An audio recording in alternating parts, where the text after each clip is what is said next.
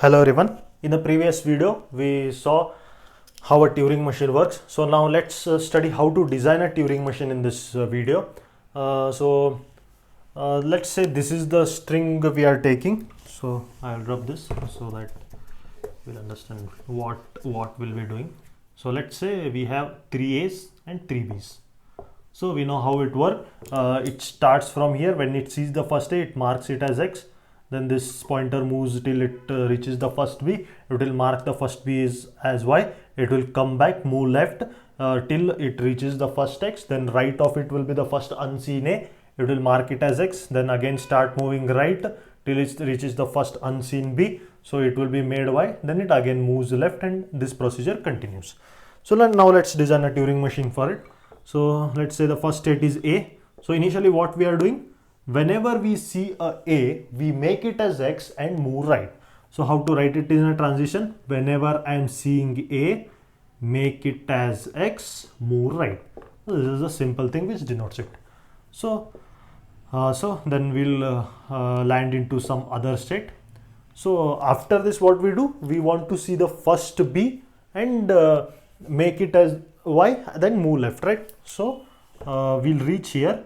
Then when we see the first B, we'll make it as Y, then move left. So this is one thing, right?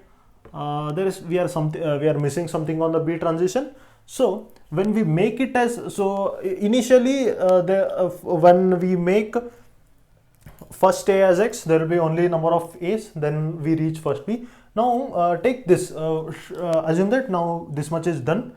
Now this is marked X, this second A has been marked. Now it moves right till it reaches the first unseen B.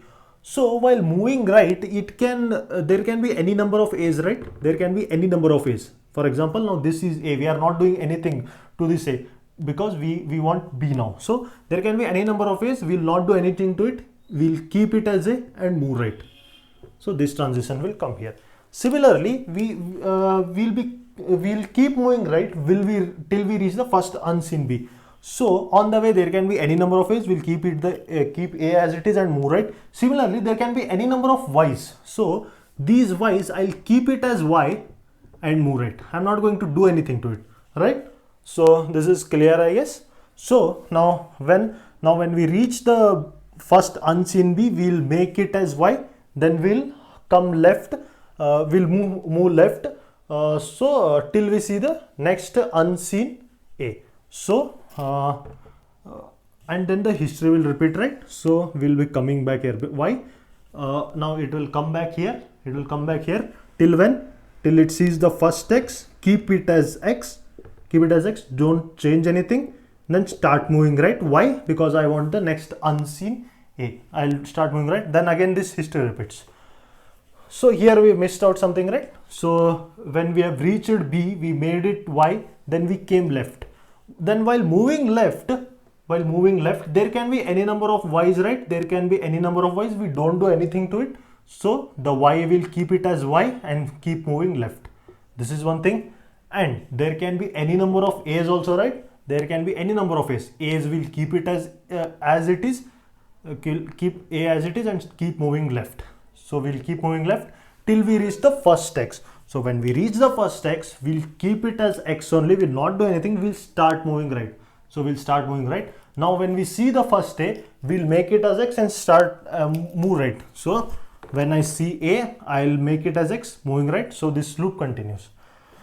Now, so assume. So we have reached here. So we'll start moving right. So again, this will be made X. It will keep moving right. It will be made Y. Then again it will come here, then it sees X, we have reached the X, so it will move right. So after that it is expecting the A, but there is no A because all A's are over. Now there are only Y, right? So for this we have to show the transition after this. So we'll show that transition here. So what happens? All A's are over. Now there are only Y's. Y. So if there is a Y, we'll keep it as it is and move right, right? We'll keep the Y as it is, move right. Will we stop here? No. Why? Because we have to check that even B's are over. So when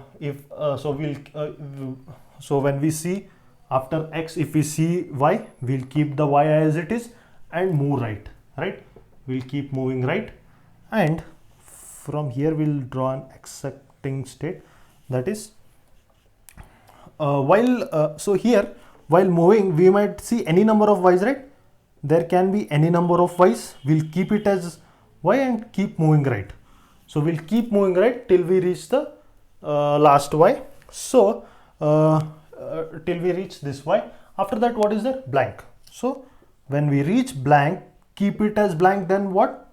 Move left, right? Why? Because I told you we were given a pointer starting here, so we'll make the pointer again come here and set. So this is how we'll name this A, B, C, D, E. You can name it however you want. So this is how the Turing machine looks for that language A raised to n, B raised to n. We'll speak more about this otherwise in the next video. Otherwise, it's going to become a very long video. Turing machine is a very important concept in our semester exams. In next video, we'll see something more related to it. Thank you.